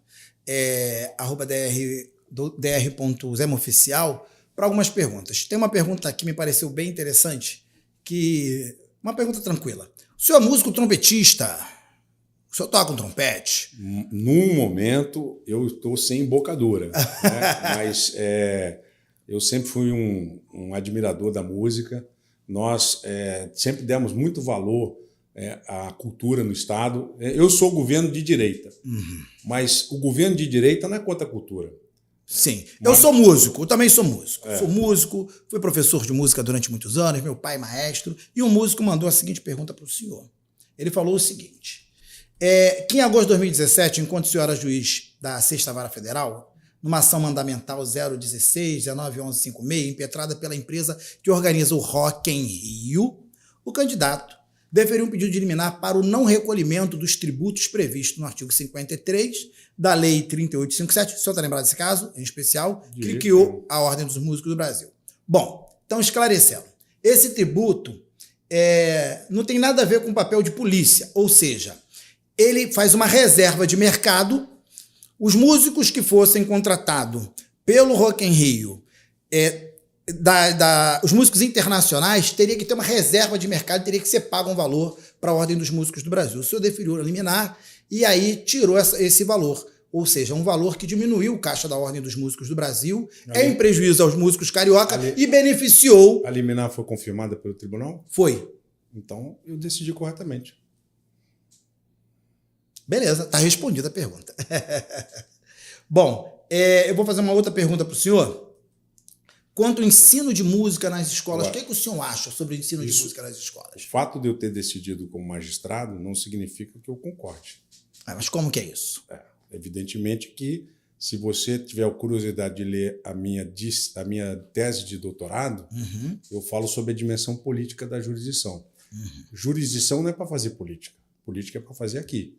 Se a decisão foi dada de acordo com a juridicidade da questão e o tribunal confirmou, juridicamente eu estava correto. Não poderia fazer o contrário, porque eu estaria fazendo política no exercício da jurisdição. Como político... Mas a única fonte do direito é a lei? A única fonte do direito é a lei e a Constituição. A principiologia pode muitas vezes tangenciar o uso político da jurisdição. Está na minha tese de doutorado. É só ter a curiosidade de dar uma lida. Sim. E eu sou contra o ativismo judicial e a judicialização da política. Política é para ser feito no ambiente do legislativo e do judiciário. Nós temos que voltar a fazer aquilo que está na Constituição e que a tripartição dos poderes exige. O juiz julga, o legislador legisla e o poder executivo executa, cumpre, cria as políticas públicas. E esse é um caso. Você vai ser deputado, não federal, vai ser estadual. Mas o deputado federal pode levar esta questão para o Parlamento Federal e mudar a legislação, permitindo que, se a decisão está num sentido que exige uma correção legislativa, que se faça através do legislativo. Eu acho justo receber, desde que a lei assim o permita. Então, se precisa fazer correção, façamos, e eu já disse isso para outras pessoas que me perguntaram. É preciso corrigir no Congresso Nacional. Eu não sou deputado federal e nem senador. Eu sou governador. E como governador, se a lei vier para ser sancionada, a nível estadual, nos tributos estaduais, será, do meu ponto de vista, correto. Agora, o que não pode fazer é política com a caneta de juiz. O ensino de música nas escolas tem um papel fundamental na formação do indivíduo, pergunta um outro seguidor. Já comprovado pela neurociência, é um assunto esquecido pelas autoridades. O que o senhor acha da colocação da música como ensino obrigatório, ensino da música, da arte nas escolas estaduais? Eu acho ótimo, até porque nós temos faculdade superior de música, né, e é evidente que o ensino do segundo grau ele é um ensino para despertar nos jovens as suas vocações. E ter dentro das escolas públicas um ensino obrigatório da música, eu acho muito bem-vindo. É uma proposta muito importante, fica desde já o meu compromisso. Eu quero só dizer que no ano de 2019 e 2020, nós fizemos muitos festivais de música nas escolas, né? O então secretário de Educação promoveu, né, muitas atividades culturais de teatro, com interpretação poética. Eu participei de vários eventos, inclusive um evento que teve uma repercussão muito grande, né, onde os alunos se apresentaram e, no final, depois, alguns alunos até viajaram para fora do Brasil para poder se apresentar em palcos internacionais. Então, nós fizemos muito pela cultura. Então, eu acho muito razoável o ensino obrigatório da música, porque a educação de segundo grau ou do ensino médio é para despertar vocações. Então, da mesma forma como nós estamos reestruturando e vamos novamente trabalhar o programa das escolas militares, eu pretendo criar uma Secretaria de Educação de Escolas Militares. Tem a Secretaria de Educação normal e a Secretaria de Educação de Escolas Militares, que é uma vocação da juventude. Muitos jovens preferem estudar num regime militar, de disciplina, com o rigor do ensino militar e com algumas disciplinas vocacionadas para o ensino militar, direito penal, processo penal, direito constitucional. E o ensino da música, eu também concordo contigo. Eu acredito que seja razoável, se nós não pudermos colocar em todas as escolas inicialmente, vamos começar a incluir na grade curricular o ensino da música.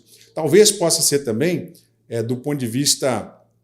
a gente sabe que a música ela é um dom das pessoas. Sim. Então, agora, isso não significa que todos não possam ter o contato com a música. Então, eu acredito que, no primeiro momento, a gente pode iniciar com um programa de disciplina eletiva. Então, você escolhe se você quer fazer parte daquela disciplina. O meu filho, por exemplo, ele escolheu algumas disciplinas eletivas na escola dele. Uma das disciplinas, por exemplo, é medicina forense. Ele quer ser advogado, ele escolheu medicina forense. Então, eu não vejo como sendo impossível essa possibilidade. Eu me comprometo em incluir, né, uma proposta para nós termos, a partir de 2023, disciplinas eletivas e faremos um concurso para contratar professores que estejam em condições de ensinar música nas escolas. Acho importante também dizer, que eu quero definitivamente colocar a carga horária de 32 horas para os professores. E eu quero chegar a 100% das escolas públicas com horário integral. Isso é muito importante para a família e para o jovem.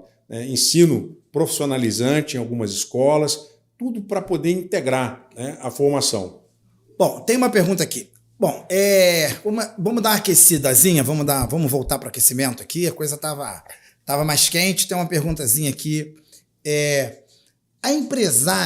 A empresária Priscila Santos, conhecida como a rainha dos reboques, ela deu uma entrevista nesses dias, há pouco tempo atrás, né? Tá no perfil dela essa entrevista. Foi aqui nesse podcast, não comigo, no Duras Verdades, mas foi nesse portal.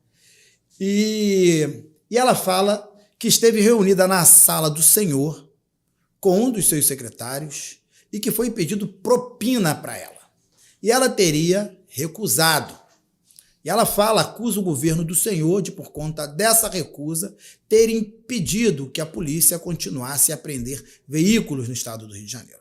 Ela ainda fala que a polícia só voltou a apreender veículos poucos dias após a empresa dela ser descredenciada. Com isso, de certa forma, ela acusa o senhor de fazer parte da máfia dos reboques ou ter algum proveito com isso. O que o senhor tem a dizer? Ela fez essa denúncia onde? Aqui no podcast. Então ela fez no lugar errado.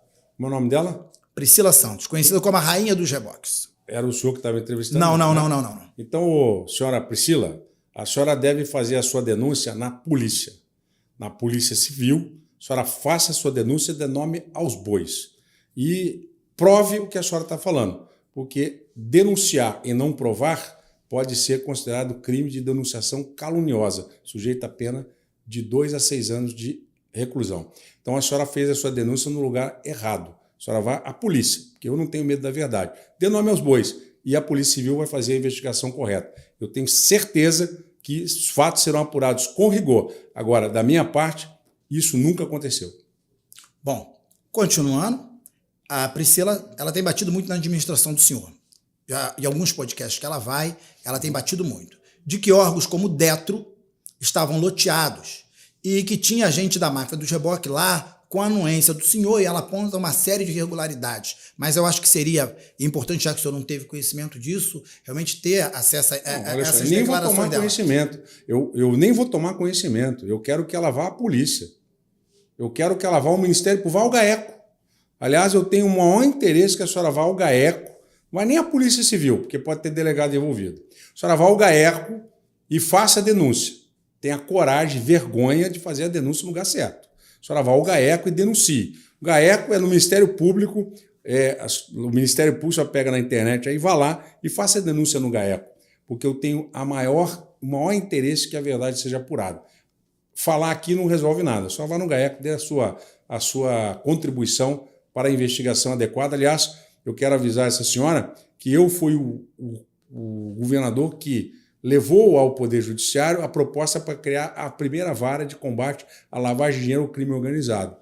Hoje o GAECO tem uma vara especializada no combate à lavagem de dinheiro ao crime organizado. Então a sua denúncia no GAECO vai ser levada em consideração e essa vara vai certamente fazer a investigação. E, se for o caso, vai pegar muita gente aí, como está sendo investigado, né? A delegada que foi presa, que tinha R$1.800.000 na casa dela, está sendo investigada, está presa, e isso é o resultado de um governo que não tem medo da verdade. E eu não estou aqui para proteger e passar a mão na cabeça de nenhum bandido. Eu não tenho bandido de estimação, isso eu já disse desde a eleição de 2018. Então, eu já acompanhei algumas entrevistas do senhor e hoje me parece que o senhor mantém-se na mesma linha. O senhor faz alguma meia-culpa de todo esse processo do impeachment, de como o senhor se comportou com a Câmara dos Deputados, o seu relacionamento com a presidência da Alerj, o seu relacionamento com empresários, o seu relacionamento com o pastor Everaldo e tudo mais? O senhor faz uma meia-culpa? O senhor tem alguma meia-culpa para fazer sobre isso? Ou o senhor faria tudo de novo? Deixa o julgamento para o povo. Se você está contente com esse governo que está aí, com esse desvio de dinheiro no caixa eletrônico, funcionário fantasma, você está satisfeito com o avanço da criminalidade na rua, você está satisfeito com as barricadas nas comunidades, você é morador da comunidade, você está satisfeito com o avanço das facções nas comunidades, você está satisfeito com o que está acontecendo hoje com o estado do Rio de Janeiro? Se você estiver satisfeito e achar que o meu governo não contribuiu em nada, você é o juiz. A sentença, mais uma vez, tem que ser dada por você. Você que tem que olhar para a tua situação e falar assim, depois da saída do governador Witzel, muita coisa piorou no nosso estado. E eu vou te dizer, muita coisa vai piorar mais ainda. E nós estamos aqui para impedir que isso continue piorando. Hoje nós sabemos quem é quem. Nós sabemos quem são os traidores. Nós sabemos como eles se comportam. E muita coisa nós já fechamos a porta da corrupção. Tem um sistema eletrônico de informações, que é o SEI. Quero convidar você para se cadastrar no SEI. Antigamente você não podia fiscalizar a obra pública, a licitação. Hoje o jornalista fiscaliza, ele olha, ele vai lá, analisa com lupa. O meu governo foi o governo de maior transparência da história do Rio de Janeiro. Eu fui o único governador que botou, num único ano, 100 bilhões de reais numa licitação absolutamente incontestável perante a justiça, como tem sido a licitação da desestatização da SEDAI. E esse dinheiro que era para ser usado para o bem da população, para o seu benefício, sabe o que está acontecendo com ele? Está sendo sacado na boca do caixa. Então eu deixo a sua pergunta para ser respondida pelo eleitor. Se você quer que continue do jeito que está, ótimo, você não vota em mim. Agora, se você quiser que as coisas voltem a ser o que eram em 2019, em 2020, meu número está aqui, ó, 35. 35 é o número que vai te devolver aquilo que você acha que é o certo. Porque se você quiser continuar, você escolhe qualquer um desses 4 tons de cinza de Cabral que estão por aí nos debates aí na televisão. Eu não tenho dinheiro, a minha campanha é feita com vaquinha, hoje nós estamos pedindo doação, eu não tenho bandeira na rua, nem eu, nem minha esposa, que é candidata a deputada federal, nós não temos absolutamente nenhum recurso. As campanhas são milionárias, gente pedindo voto mas os montes, eu vi no calçadão lá de Campo Grande, eu vi em Bangu, eu estou vendo nas ruas. Você, eleitor, quer ser enganado? A decisão é sua. Eu estou aqui, me colocando à disposição. Não é por dinheiro, não é por glória, não é por poder, até porque poder eu tinha quando era juiz federal. Vitalício, inclusive. Eu estou aqui por ideal. Estou aqui porque eu acredito que nós precisamos fazer alguma coisa. E para fazer alguma coisa, nós temos que ir para a política. Porque quem não gosta de política vai ser governado por quem gosta de política. E nem sempre quem gosta de política é quem está com as melhores intenções. Então, eu estou aqui para ser julgado por você. Você é o juiz. Você vai decidir se eu posso voltar a ser governador ou se você quer que continue esse povo que está aí. Governador, quero te agradecer a tua presença aqui, esse bate-papo franco, aberto, respeitoso. Eu tentei ao máximo, diferente do que a Globo fez ontem, né? De não deixar o Bolsonaro falar. Então eu procurei deixar assim o senhor falar o máximo, concluir as suas falas, o seu raciocínio, porque cabe realmente ao povo fazer esse julgamento e dar novamente esse voto de confiança para o senhor no próximo dia 2 de outubro, ou não dar esse voto, e aí realmente seria talvez o fim da era Witzel no governo do estado do Rio de Janeiro. Só Deus sabe. Eu particularmente não tive felicidade nenhuma de ver todo o processo que o senhor passou, né? Porque, em princípio, a sua candidatura ela representava para nós cariocas algo completamente novo, algo completamente diferente, depois de estando completamente feridos cariocas por toda a corrupção, toda a roubalheira, todo mundo preso, tudo que o Rio de Janeiro passou. Então, representava algo muito bom. Então, quando veio essas acusações, quando veio o seu afastamento, quando veio o impeachment, para mim, realmente, foi como um tapa na cara, porque eu pedi voto para pouquíssimas pessoas, mas pedi voto para o senhor. Eu também, particularmente, em off, vou também fazer esse meu julgamento para ver se o senhor realmente conseguiu me convencer ou não das suas verdades, mas quero agradecer muito, muito, muito. Quero te desejar sorte nas urnas. Todos nós. E o povo é que realmente vai julgar e lhe dar ou não essa segunda chance. Mas eu quero registrar aqui que eu quero o seu voto.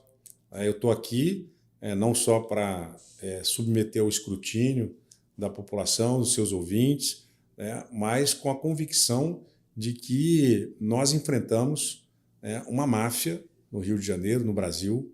O Brasil não é um país que está evoluindo por conta de dificuldades econômicas apenas. O Brasil está com dificuldade de evoluir porque existe uma máfia no poder. Nós temos hoje, como Vicente Raó, que é um dos mais brilhantes advogados, já dizia, né, os donos do poder, nós temos aí uma máfia no poder do Brasil que precisa ser retirada do poder. E não se faz isso sem que a população tenha consciência do seu voto. Não vote naqueles que já demonstraram que não têm compromisso com o futuro das próximas gerações. Não vote naquelas pessoas cuja história, ela na política, já demonstrou que ficaram ricos. Esses que estão aí, que hoje moram em mansões, que compraram fazenda, tem político que tem fazenda, tem hoje mansão em condomínio das mansões. E como que as pessoas conseguem ter esse dinheiro ganhando um salário de deputado? Eu fico preocupado. E eu vejo que na política nós precisamos renovar. Eu sou contra a possibilidade de reeleição indefinida de deputados. A alternância no poder precisava merecer alguns ajustes. Sou contra essa divisão do fundo partidário para só quem tem representação no Congresso Nacional. E sou contra também essa injustiça de eu não poder participar de debate. O meu partido não tem representante do Congresso Nacional, mas é um partido que tem pessoas com relevância na história do nosso país. Eu, que fui governador, que fui eleito com 4.600.000 votos, não poderia ficar de fora do debate quando no debate estão me atacando. Então eu não tenho direito de resposta, eu não tenho direito de falar, então a imprensa não está ajudando a democracia do Brasil. Então eu faço aqui um pedido aos demais candidatos, não citem o meu nome se eu não puder me defender. E se querem citar o meu nome, vamos fazer cara a cara, assim como eu estou fazendo aqui com o Zema. Não me deixa de fora do debate, porque isso é covardia. A imprensa me deixar de fora de entrevista, de fora de debate, é um sinal de que é uma imprensa comprada. Sinal de que é uma imprensa que está recebendo um checão. Cria regras para impedir o acesso de candidatos que têm propostas, têm relevância, mas prestigia outros candidatos que estão com uma máquina financeira poderosa. Então, essa é uma situação que não pode continuar. Então, eu tenho certeza que o Brasil precisa melhorar, precisa mudar, e nós precisamos de gente competente, gente que estudou, gente que se preparou, gente que conhece o Brasil, conhece o estado do Rio de Janeiro para governar e dar resultados. Não podemos mais continuar com o Rio de Janeiro perdendo. Eu assumi o Rio, Zema, para nós concluirmos aqui, com 20 bilhões de dívida. É como se você ganhasse 5 mil reais e devesse 100. 5 vezes mais do que você ganha. Nós assumimos o Rio dessa forma, com 5 vezes mais dívida. Fizemos a repactuação do regime de recuperação fiscal para 10 anos. Coloquei 100 bilhões de reais na economia do Estado para os próximos 10 anos, 30 bilhões só na concessão. O Estado está com muito dinheiro, mas esse dinheiro é um dinheiro que tem que ser bem utilizado. Se você começar a sacar na boca do caixa dinheiro, começar a usar em obras superfaturadas, começar a gastar esse dinheiro de uma forma absolutamente desordenada, nós não vamos conseguir fazer o desenvolvimento. Eu quero deixar registrado aqui 3 propostas minhas que eu quero que você avalie para definir o teu voto. Eu estive em Campo Grande hoje, conversei com muitos usuários do sistema do BRT. Estão muito insatisfeitos. Eu disse desde 2018 que o BRT era inadequado para a cidade do Rio de Janeiro. Mas por que eu estou falando isso? Porque eu vou criar o bilhete único da região metropolitana. O bilhete único vai ter um valor único de R$10 em média, já fiz as contas, é viável, é possível o bilhete único ter o valor de R$10. Então você vai usar esse bilhete para, num período de até 10 horas de duração, usar em qualquer transporte.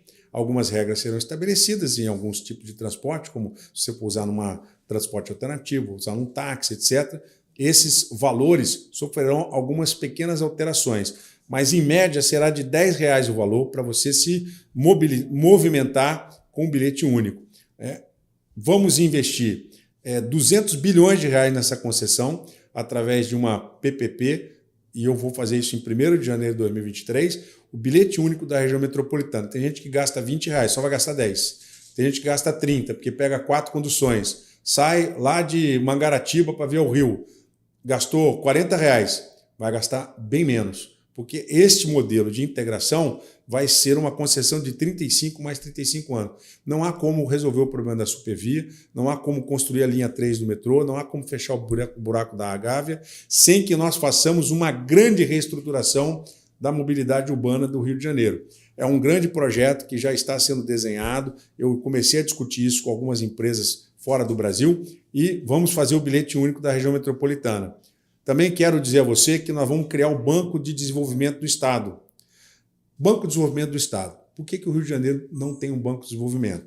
E com isso a gente fica dependente do BNDES. Com o Banco de Desenvolvimento do Estado, eu vou pegar o produtor de leite, produtor de café e vou emprestar para ele a juros de 2% ao ano, para ele pagar com carência de 6 meses a um ano e em longo prazo.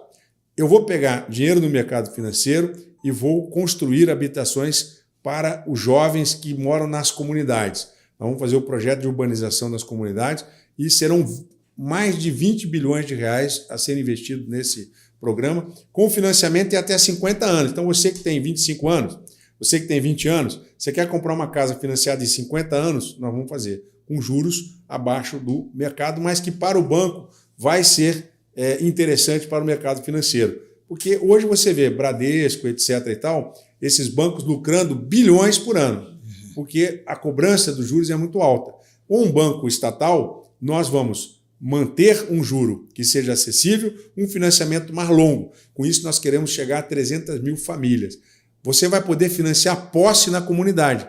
Você, na comunidade, não pode financiar pela Caixa Econômica. Você vai financiar pelo Banderge por 50 anos, para quem tem até 25 anos, e vai poder comprar uma posse. Porque hoje nós temos grande dificuldade de fazer o título de propriedade nessas comunidades. A legislação avançou um pouco nesse sentido, né? Avançou, e eu já fazia isso no Pré-Rio em 97, 96. Então nós podemos fazer a financiamento da posse. Então, governador, e o Sistema Integrado de Saúde? Qual é a sua proposta? O que o senhor quer fazer de melhoria, caso o senhor realmente seja reeleito, né? Exatamente, porque até o momento ainda sou governador. O processo está sob júdice. E é importante depois, doutor Zema, o senhor mostrar no seu programa a Lei 1079. A lei fala que o processo de impeachment tem que durar 120 dias. O processo de contra prefeito tem que ser 90 dias. Então, é uma apuração sumária e robusta. Não pode ser uma investigação que você tenha dúvida. Os processos criminais que resultaram dessa investigação carnavalesca foram anulados. Então, o processo tem que durar 120 dias. Durou mais de 250 dias, então o processo é nulo. Por isso, ele não pode produzir efeitos no mundo jurídico. E essa vai ser a discussão que nós vamos ter agora nessa questão da impugnação que fizeram na minha candidatura. E tem gente muito pior do que eu, né? Tem gente muito pior, como o Washington Reis está condenado, né? O César Maia também está condenado, e por órgão colegiado do Judiciário. O órgão colegiado que me condenou é um órgão esdrúxulo. É um tribunal... Agora, como ainda está sob júdice, não corre risco do cidadão carioca votar no senhor de novo, o senhor ser diplomado e aí depois ser impugnado, ser cassado por conta dessa... Tudo é possível diante da situação que a gente vive, né?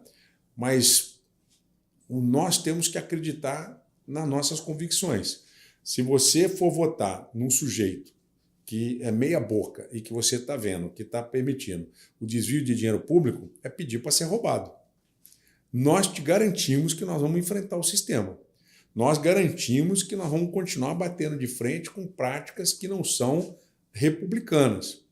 Então... E o que faz o senhor pensar que dessa vez o senhor vai ter sucesso? Já que o senhor alega que por isso o senhor foi afastado. Nós já aprimoramos muitos mecanismos de controle.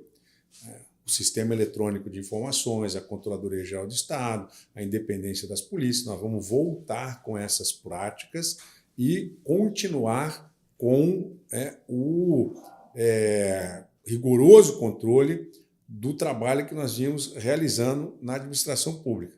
Evidente que algumas outras situações nós vamos procurar trabalhar né, para evitar que haja um golpe de Estado. Então, eu já disse mais de uma vez, o próximo vice-governador não vai ter nem cadeira, que se for para ele conspirar, ele vai conspirar sem nada.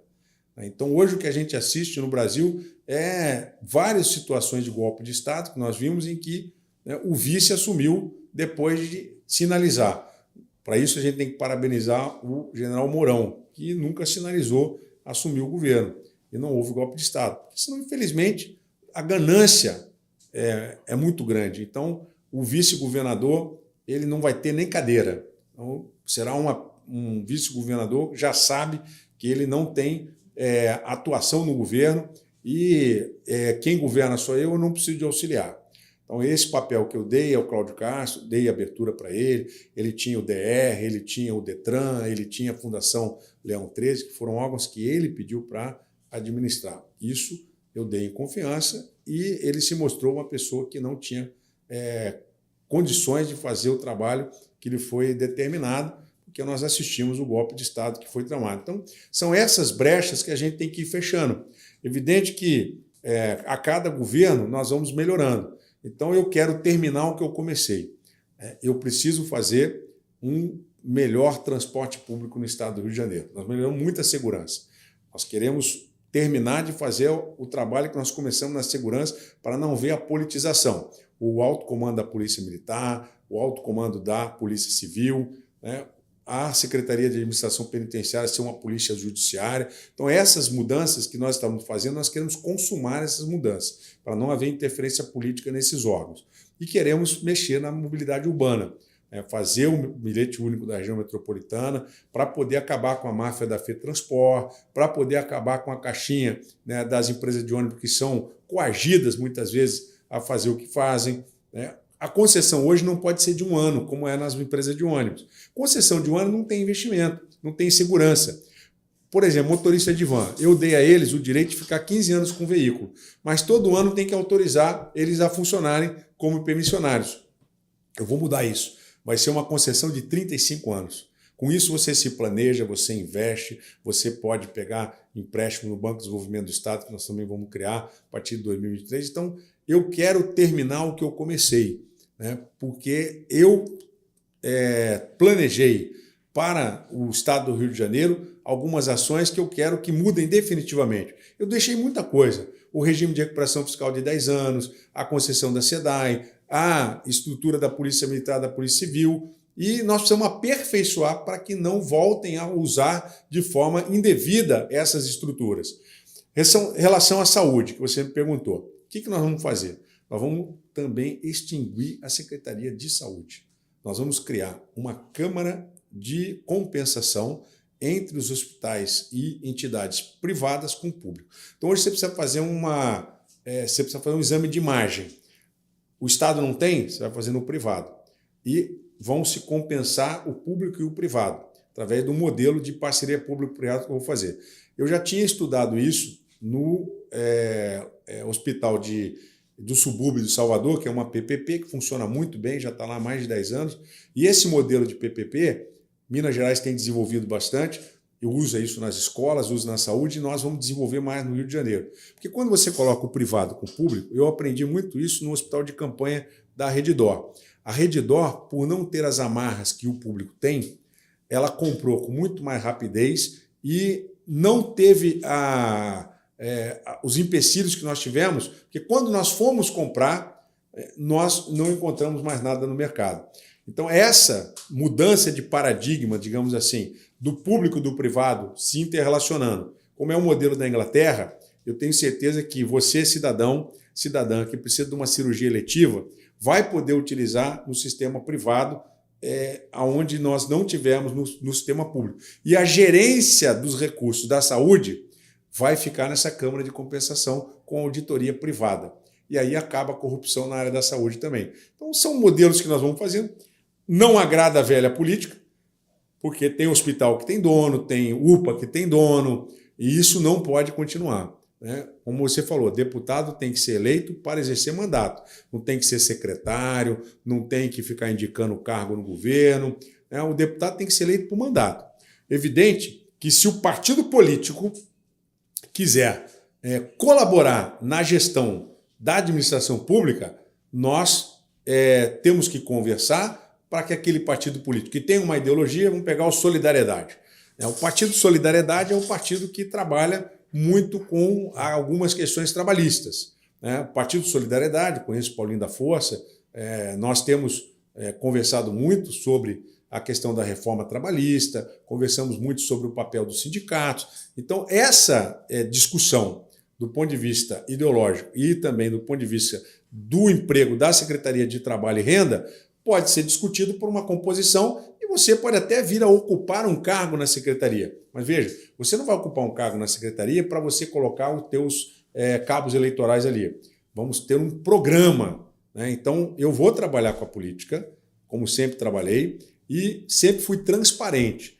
Cada partido que assumia uma responsabilidade no governo assumia com um planejamento. Secretaria de Turismo, o secretário à época que assumiu com uma missão: divulgar o Rio de Janeiro no exterior, nas feiras internacionais, fazer investimento nas companhias aéreas para dar publicidade ao Rio de Janeiro. Só para você ter uma noção, o Secretaria de Turismo recebeu 50 milhões de reais em 2019 para poder fazer a promoção do turismo do Rio de Janeiro. E o secretário usou esse dinheiro corretamente. Nós tivemos o maior Réveillon da história do Rio de Janeiro, quase 7 milhões de turistas internos e externos. O Rio de Janeiro tem muito potencial e precisa ser divulgado esse potencial.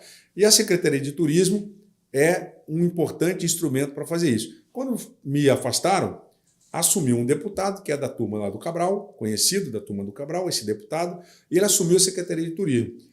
A Secretaria tem um orçamento de 100 milhões de reais que nunca teve antes.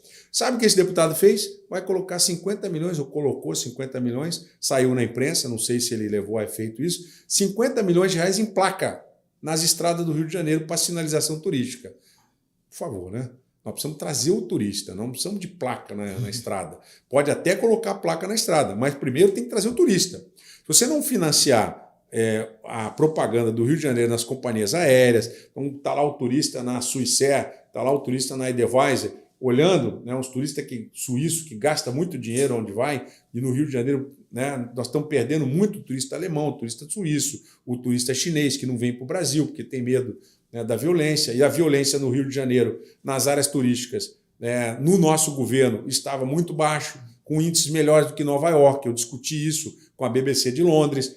Então, eu não vejo isso o governo atual fazer. Eu não vejo o governador atual falar com os veículos internacionais para promover o turismo. Ele só quer saber de fazer politicagem para se manter no poder e abrir a torneira dos cofres públicos para gastar o dinheiro como está sendo gasto. Então, eu lamento muito, Zema, que aquelas políticas que foram feitas no nosso governo estejam sendo desvirtuadas agora. E se nós não voltarmos a fazer e colocar algumas amarras, e você como deputado estadual vai entender bem isso, porque vai ser independente e você vai ser um grande colaborador do nosso governo, porque você vai perceber que o nosso governo quer o melhor para o estado do Rio de Janeiro e não para o bolso de A, B, C ou D. Então, a população, você que vai assistir o nosso programa, está assistindo aí o programa do Zema, preste bem atenção nos deputados que você vai votar, porque depois não adianta reclamar. E você que está recebendo dinheiro para votar, por favor, tenha dignidade, não aceite dinheiro para votar, porque vão comprar o teu voto por R$100, por R$150 e vão te trazer a miséria por 4 anos. Você vai receber um pedaço de pão agora e vai passar fome 4 anos.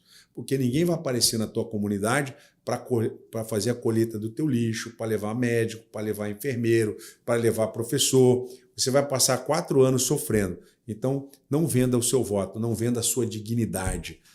E dá a oportunidade para governarmos mais 4 anos no Rio de Janeiro. E dessa vez, nós vamos trabalhar rigidamente, porque nós já sabemos quem são. O inimigo nós já sabemos quem são. E esses nós vamos manter distante para poder ter na Assembleia Legislativa. Faço o convite aqui ao Zema para que ele seja líder do governo na Assembleia Legislativa, que aí ele vai sentir o que é ser líder de um governo independente. Os deputados vão pedir a ele, vão pedir, e ele vai ter que fazer o filtro para poder alinhar no governo do Estado quem pode ocupar cargo A, B, C ou D, mas fazendo a coisa certa. Não adianta você ocupar o cargo, uma semana depois está na página policial, como alguns casos aconteceram. Então, Zema, fica aqui o convite. Não sei se você vai votar em mim, mas eu te peço o teu voto, é 35, para continuar a mudança do Rio de Janeiro, fazer o que é certo, porque o que é errado a gente já conhece, está aí. Então, queremos governar o Rio de Janeiro, eu quero me doar mais 4 anos para o Rio de Janeiro e poder fazer aquilo que eu não consegui terminar. E, para isso, eu dependo do seu voto. Eu dependo que você, no dia 2 de outubro, decida se você quer voltar a fazer o certo ou se quer que continue o que está de errado aí. Aí a decisão é sua e eu me coloco à sua disposição para esclarecer qualquer outro ponto do nosso programa de governo, que tem mais de 60 páginas, um programa completo falando do desenvolvimento social, falando dos problemas da dependência química, falando, né, dos problemas da proteção da mulher, né? Nós fizemos a Patrulha Maria da Penha. Então, tem muita coisa boa, Zema. Eu desejo boa sorte a você como deputado. Obrigado, governador. Ser o líder do governo. Declino já eu já declino do convite, mas... Não, diga que vai pensar. Não, vai pensar. Diga que vai pensar. Não se declina de um convite como esse. Você vai ver que um governo do justo merece que outros justos tenham alinhamento. Eu torço realmente pelo seu sucesso. O que ter vindo aqui, ter colocado, ter enfrentado as duras verdades e a linha de entrevista, a linha de trabalho que a gente faz, demonstra realmente que o senhor, isso é inegável, está de peito aberto para poder encarar, para poder ser refutado, não está correndo de pergunta, não teve nenhum tipo de combinado, não veio da sua parte nenhum tipo de pedido, Zé, mas não fala sobre isso, não fala sobre aquilo. Então isso já demonstra um caráter e uma vontade de passar limpo tudo isso que aconteceu na sua história, na recente história política do seu mandato. Então, eu quero agradecer profundamente, muito obrigado, espero que você que está em casa tenha realmente entendido, faça o seu julgamento, que você agora então seja o juiz e no dia 2 de outubro que você escolha o melhor para o estado do Rio de Janeiro. Tá? Eu quero agradecer, deixa o seu like, eu esqueço dessas paradas, mano. Tem que deixar o like, tem que compartilhar, senta o dedozinho assim, escreve, deixa um comentário falando o que você achou dessa entrevista e quem que você quer que seja entrevistado aqui no Duras Verdades. Obrigado. Nada. Tamo junto. Forte abraço. Valeu, galera.